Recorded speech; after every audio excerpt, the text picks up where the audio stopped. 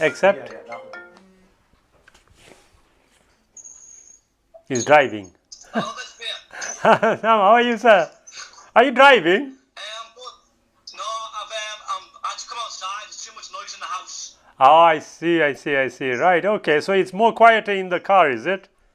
Yeah, it's all parked up. Don't worry. Okay, do you want us to call you back or are you okay? No, I'm okay. I'm okay. Right, excellent. Well, the floor is yours.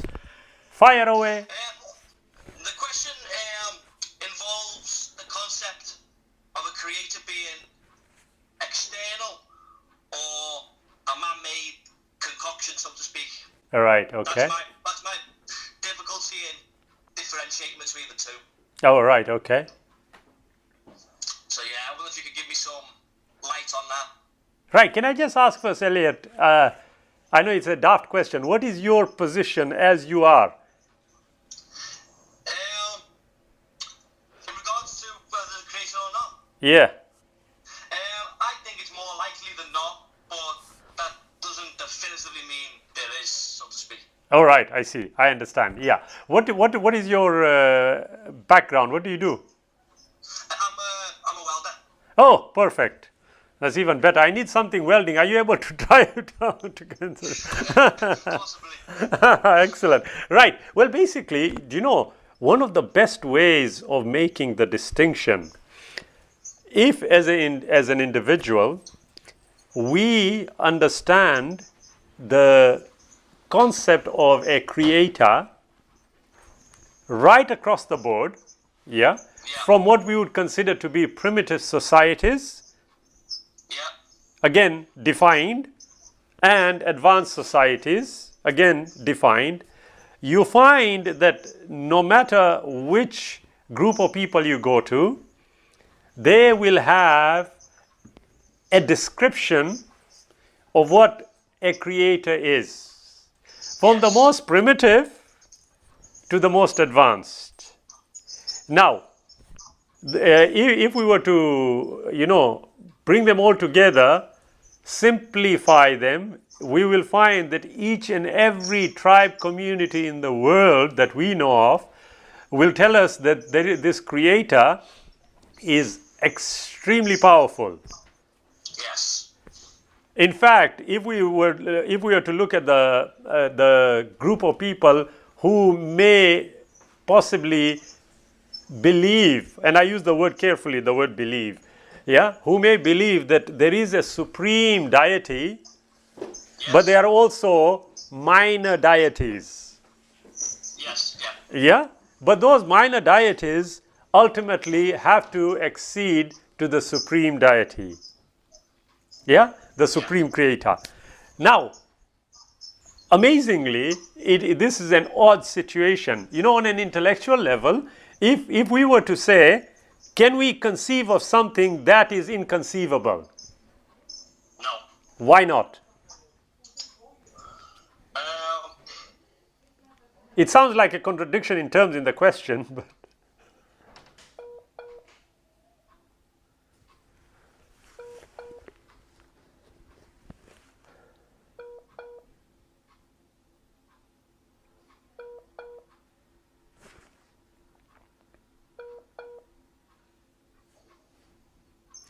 Hi, Elliot.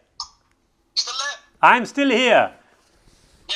Yeah, it went into freeze after I asked the question. Yeah.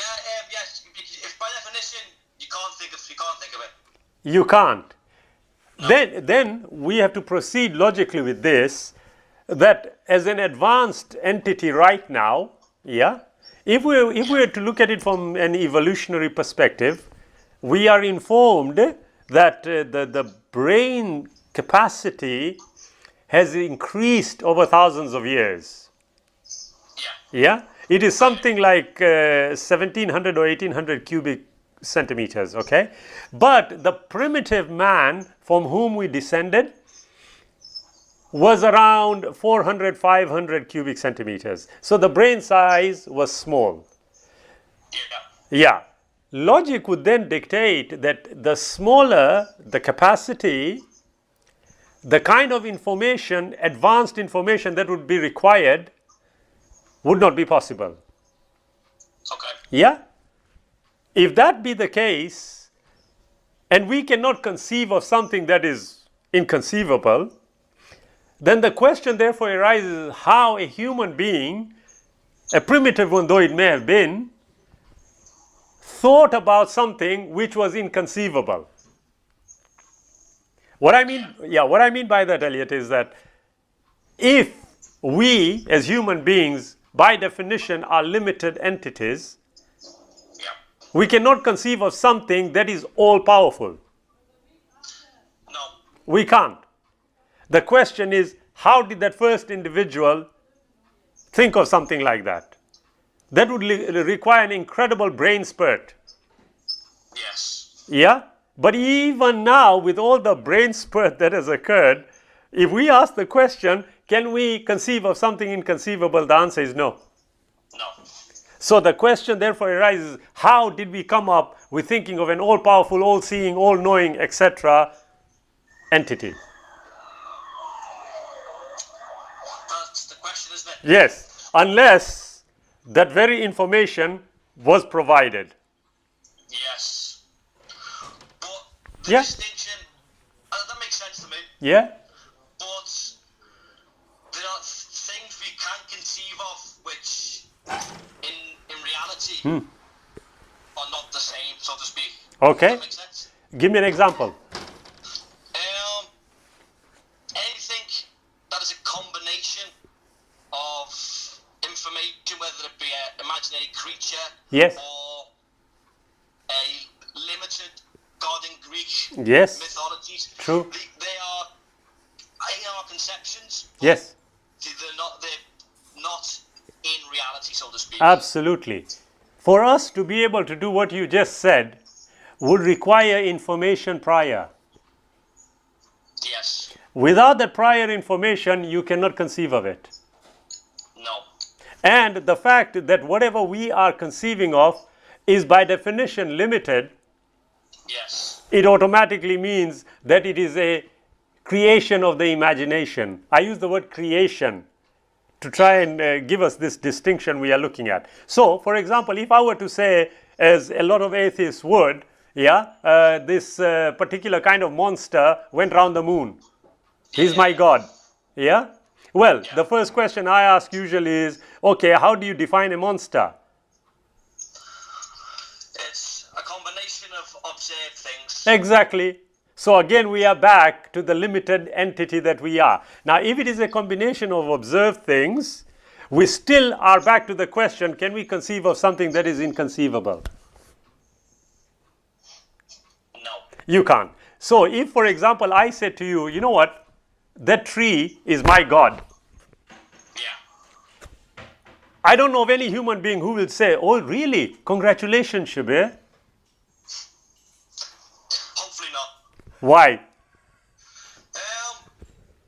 Because, well, it's limited. There you are. Okay, excellent. It is. And you know, we are looking at a tree because we know the functions of a tree. We automatically would think, come on, you can't be serious. That thing is supposed to have created or whatever else we think about. Yeah? But the truth of the matter is that there are many tribes who consider trees as spirits. Yes. Okay, and they actually would give some kind of power to them. Okay. Yeah? However, those, as I said earlier on, would be limited entities or the minor gods. Yes. But they all have to pay obedience to the Supreme One. Yes. Yeah? Now, as a human being, I know for sure it is impossible, no matter how advanced my thinking capacity is, it is impossible for me to be able to advance an idea which does not rely on previous information. No, it's impossible. You can't do it. You just, no matter what you do, you cannot do that. The question then therefore arises this. If I take the example of one of the scholars who passed away, Ahmed Didat, yeah? Yes, I've heard of him. You've heard of him. He mentioned the native Australians Yes. and their conception of a creator. They called it atnatu, the one without the alimentary canal. The alimentary canal being our digestion system. Yeah? He says if there is any being that has an alimentary canal, that cannot be the creator. Yes. So, that makes sense. yeah, again, they are talking about something which is not within the physical realm. Because, for example, if I were to tell you there is a being that is all powerful, Okay. by definition, an all powerful being cannot be contained within the physical existence. It's impossible. Yes, true. Can you understand? Because as soon as you enter this realm, you are a limited entity. So the idea, if we were to borrow from our Christian friends, so the idea that a human being, God can come down as a human being, opens up literally the floodgates of God coming down as a cow, an ant, a bee, whatever else. Anything, yes? Now that would not, the mind will not allow you to comprehend something like that. Okay? There's a difference between reasonably assessing something and blindly accepting something. Yeah. The distinction has to be made. So if, for example, we know of many instances where people will say Mary's statue was crying, Yeah. or a god in India was drinking milk, yeah? Or we have also Muslims who will cut up a vegetable and say, look, the name of the creator is written. Yeah? So every human being has a particular way of looking at things. However, if we are to take it above that, we know for sure that if somebody came to me and told me, I am God, worship me, my mind initially will just not accept it. Just as an example, Elliot, a gentleman who was an atheist one day came to see me and he asked me, he says, look, you believe in a creator? I said, yes, I do. I said, I wouldn't use the word believe the way it is understood, but let me, you can understand what I mean, I told him. He says, okay, I want to also accept a creator. Can you prove there is a creator? So I told him, okay, well, if you want to do that, we can do it either physically or intellectually. Which one? Now, it took him aback. How can you show me? I said, well, do you want to see the creator? He says, yes, okay, show me. I said, he stood in front of you. He immediately said, no, you can't be. I said, how is that possible? If you have not conceived of a creator already internally, you cannot reject it. Are you following? Yeah? You can't. You cannot refuse something that has not been conceived of. Yeah? So, anything else that you tell me, yeah, the spaghetti monster, yeah, the usual one. Like I said, I told one of our atheist friends, I said, spaghettis you can eat, monsters can eat you. Which one do you want? Okay? Combine them together, that's up to you. But that doesn't make sense. Now, the difference here, Elliot, is this. Anything that is within the universe is limited. I agree. Even the laws are limited. They are limited within the sphere of the universe. If the universe disappears, the laws, technically speaking, would still be there because they aren't a physical entity. Yeah. Are you following? Yeah? Yeah. There is a combination operating. Yeah? One without the other doesn't do. If everything in the universe is limited by definition, then to conceive of something that transcends the universe is illogical, unless that very entity, super intelligent, whatever it is going to communicate. And in that communication also, that very entity will explain to the thinking, reasonable faculties of what we consider to be a human being, for now at least, yeah? Yep. The communication will also inform the human being in what situations we can see a creator if we can.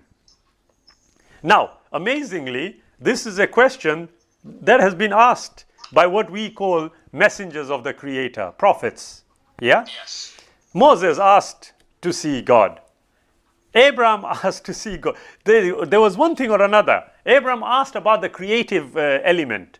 Yeah? I'm looking at it from the perspective of the Quran right now. Yeah? He asked that. Moses, even in the biblical instance, he asked to see the glory of God. But the question is, they were asking for the Creator to present Himself. Now, it is odd. If me and you were to say, how does the eye operate? We will know that it bases it on the spectrums, on how color is induced by the eye. There are so many things happening. But we also know from the research that we have that other animals view the world differently from us. Yeah? Their eyes don't operate the way ours do. Okay? So there is a limit beyond which our eyes cannot cope. So if I were to say, okay, Elliot, let's have a dare. Me and you shall stand in the middle of the desert and look directly at the sun. Wouldn't last very long. We wouldn't last. Because the eyes, the way they are designed, will not allow us to go beyond a certain range. Yeah.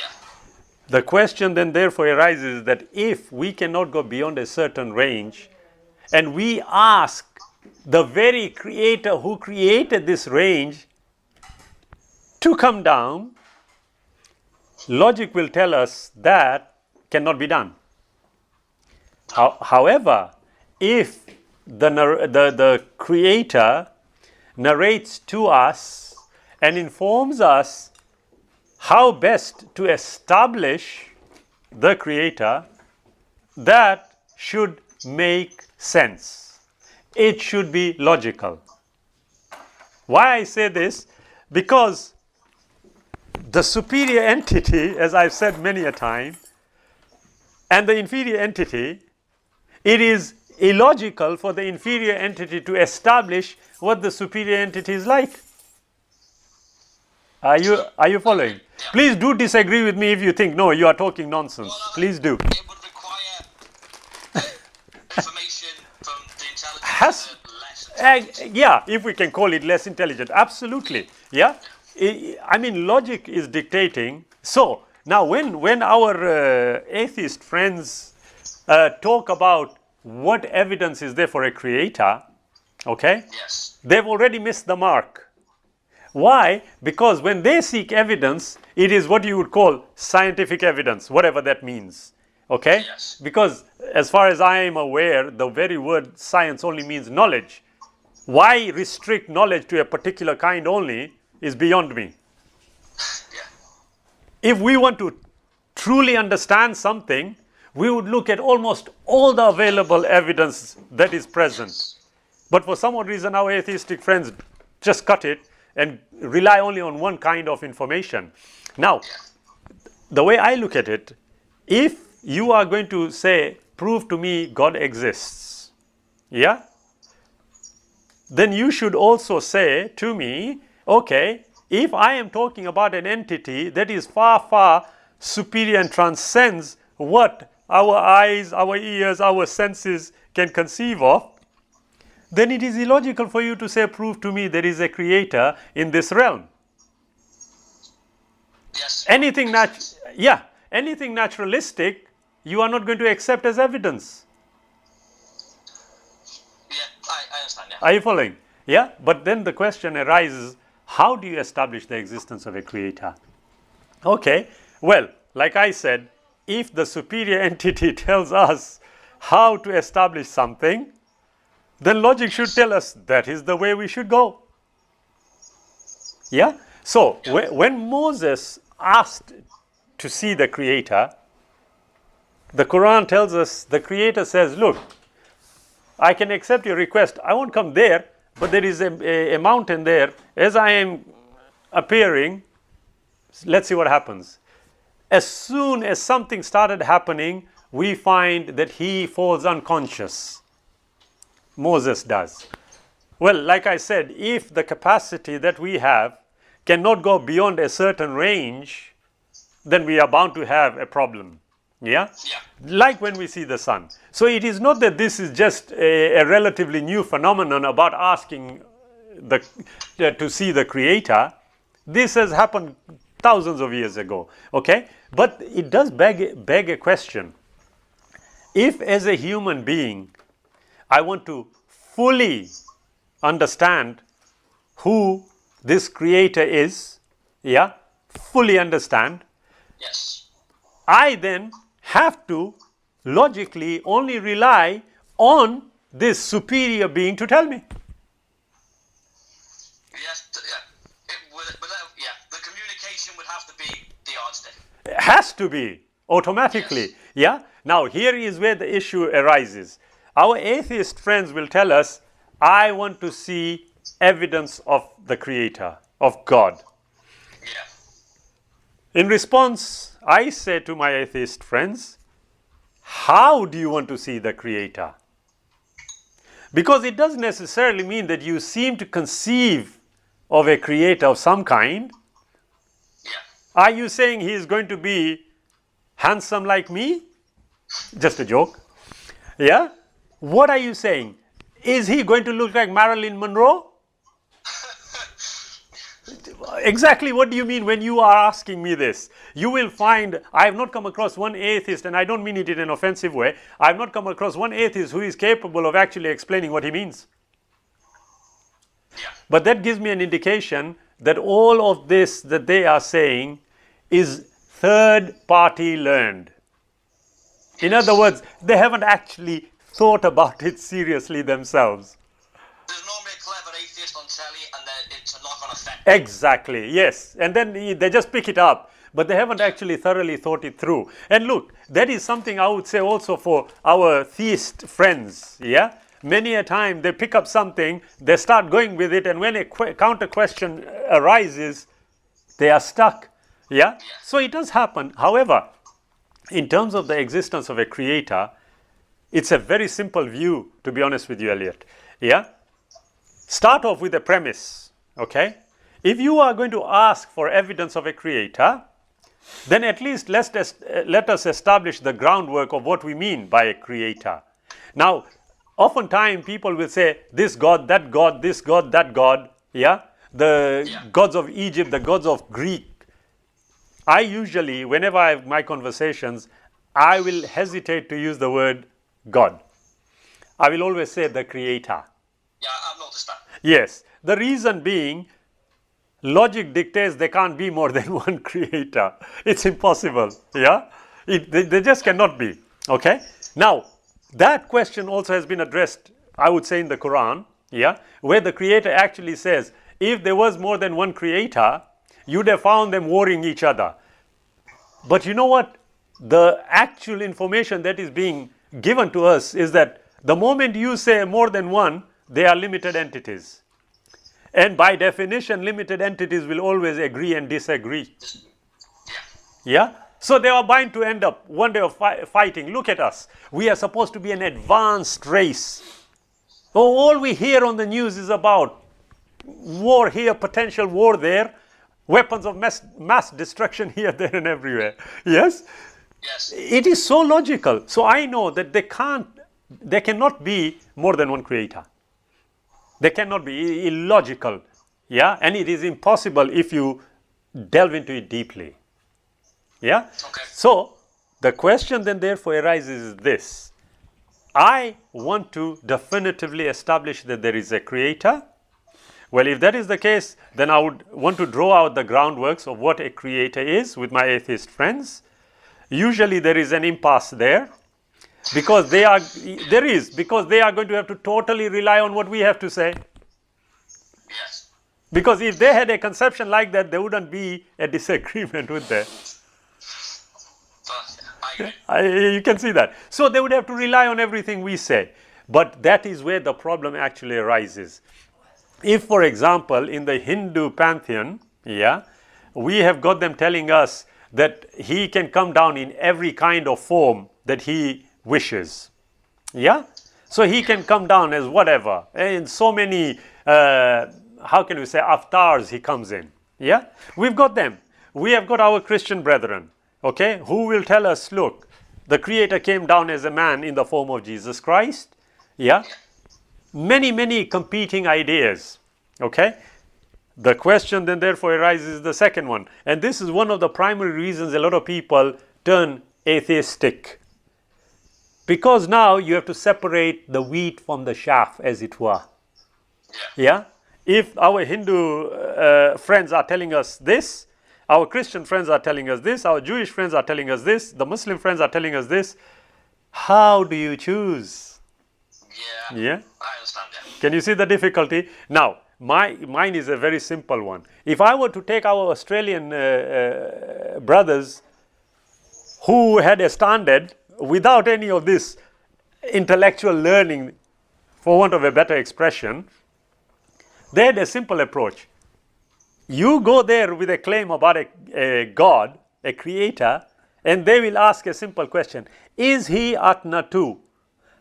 Is this being you are talking about, does this being possess an alimentary canal? The moment you say yes, automatic disqualification. Now, if that be the case, and I were to say to our Australian friends, right, we have got Ram, you know, from the Hindu pantheon. Yes, yeah. He's God. The native says, does he have an alimentary canal? Our answer would have to be yes. Because he is coming down in the form of a human who has an alimentary canal, the digestive system. Yeah. Yeah? As soon as we say that, they are going to disqualify him as a creator. If we do the logical, if we do the same with Jesus Christ, the answer is going to be the same. Again, these so-called primitive people have a more advanced understanding of what the Creator is than I would suggest some of us who think we are advanced. Okay? So, we know that logic dictates to us that anything that is within the naturalistic realm cannot be the Creator. Logic automatically dictates that. However, if we want to go a bit further than just a logical approach, we find our friends in Australia and they have got a standard, a simple standard, that if this being is capable of eating and this is capable of producing waste, automatically they are excluded from being a creator. Well, if we were to take this process of elimination, Elliot, logically speaking, we will arrive at the same conclusion that the Creator has given us information about the Creator. That if He is all-knowing, all-seeing, all-powerful, then logic automatically dictates that the Creator cannot be anything that we can conceive of in the universe. Are you following? Yeah, that makes sense. Yeah. So if we are sorry, he's interjecting. Hi Elliot, it's Mohammed. Are you all right? I was just asking, maybe Elliot's got maybe. I was about to ask him now. Sorry, I was just sorry to interject. He rudely interrupted. It's all right. We'll forgive him. Yeah. So that is what I would say my approach would be. Now, if you have got any comebacks, by all means. No, while I have my tea, he can answer the questions. Would you like some tea, Elliot? It'd be difficult for him to have that, won't it? Go ahead. The question is that I've read the Qur'an okay. a couple of times. Yeah. I see it's interesting. There's a lot of wisdom in it. But for me, if science is forever changing. He's gone. No, it'll come back probably. How can you articulate it? Call on hold. What's going on? No, it's not all. Cake काटने यार थोड़ा सा काटो इतना अच्छा लग रहा है. Has somebody phoned me? No. He's gone on hold. I think it might be his either his What's that? internet He's or, in the car. yeah, maybe he's lost connection somehow. I think just he's उसको सवाल पूछ and ask soon him सकेगा. what, या मैं you अभी know, उसको instead of या बस बहुत हो गया मेरा. yeah. अभी उसका टर्न उसको है. सवाल पूछो, अभी उससे उसका सवाल टर्न. answer. हाँ. Go on. Hi, Elliot. Oh, sorry about that. Hey, no, don't worry about it. My apologies. No, not to worry. You cut off. It was the missus. I thought it would be. That's the first one you must answer. It doesn't matter who else it is. Yeah? You cut off when you were just about to start asking. So go ahead. Yeah, I've read the Quran a couple of times. I've seen many of your videos and many other scholars. Yeah. For me, if science as knowledge is always changing, Yes. how do you reach? One day the Quran could be right and true, and then next week it's not. That's what I struggle. Yes. accepting. Yeah. Saying to that. Yeah, I can see what you mean.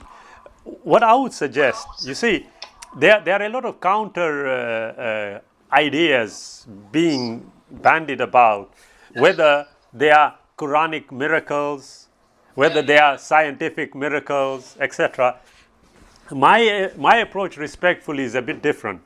You see, the Quran is a book that contains guidance for humanity primarily, but it also contains information which requires human beings to research. Yes. Yeah? So, for example, when it says, walk through the earth and you will see X, Y, and Z. Now, I can't be sat here and just imagine walking the earth. It would have to be some kind of research that I would have to undertake. Yeah. It also says, do you not see the heavens and the earth? Do you not see the sun setting here? Do you not see X, Y, and Z? For us to see, logic is telling us is not a physical see per se, but we would have to necessarily research it. Yeah? So, where you have got quite a few examples people give of where the Quran said one thing, but science allegedly is saying something else. Yes. Yeah. Yeah, in direct opposition. Well, usually I say, wait a minute, are you saying that that is an absolute answer? The answer logically would be no, it isn't an absolute answer. Science does not work with absolutes. Okay, well, is there a remote possibility that it will catch up with the Quran? Possibility. There is a remote possibility. But if, for example, you know the classic one about the sun setting in the muddy springs, etc. Yeah, there are so many of them. Yeah, I respectfully, Elliot, have not come across one which in any way goes totally against what science actually says.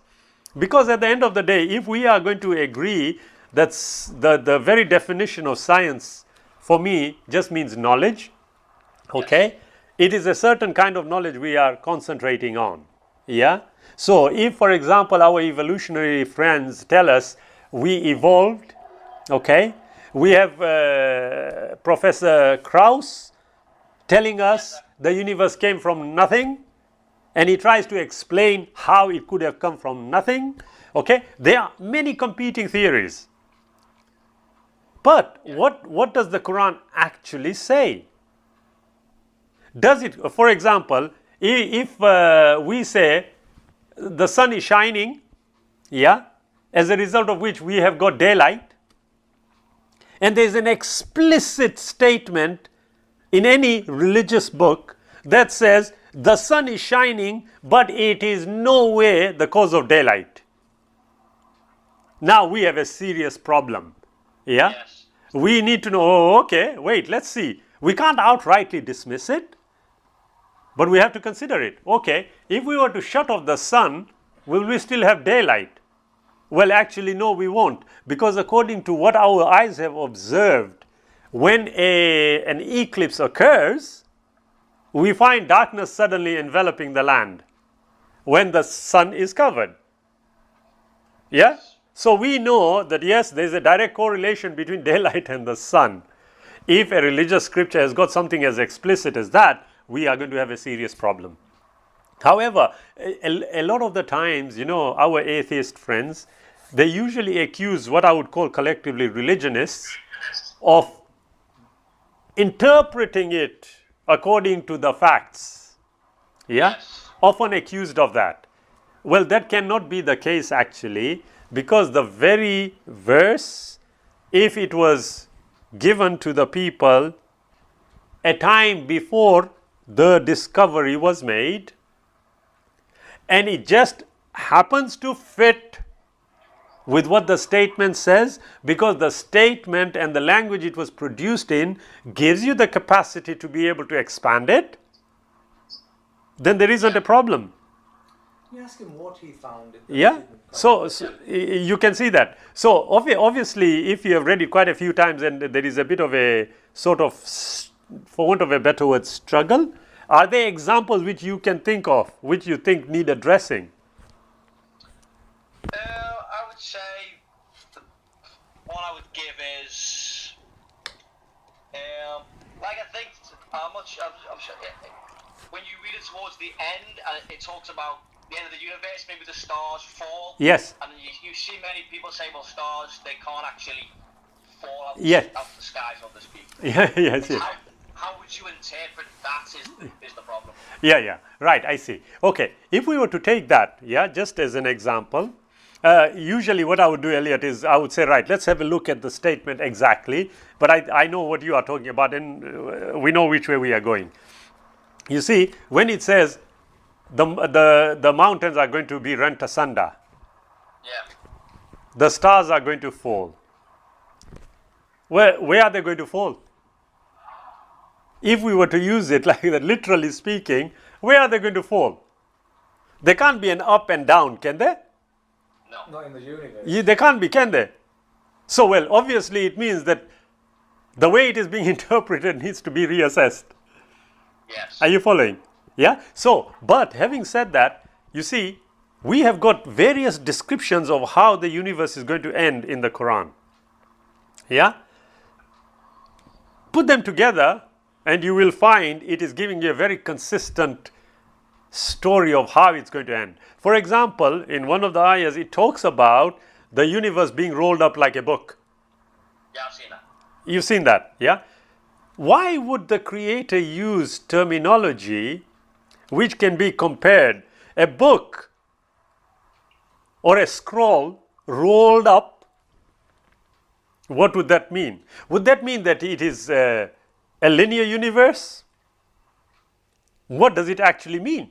Yeah, you will find that the astrophysicists, okay, or cosmologists. Sorry to interrupt. Do you mind if we cut it short? I'm sorry. I've the girlfriends. Yeah. No worries.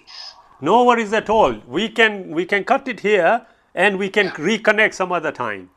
Yeah, thank you very much. I appreciate what you said. No problem at all. Look after yourself. You too. Thank you very much. Thank you. Bye bye.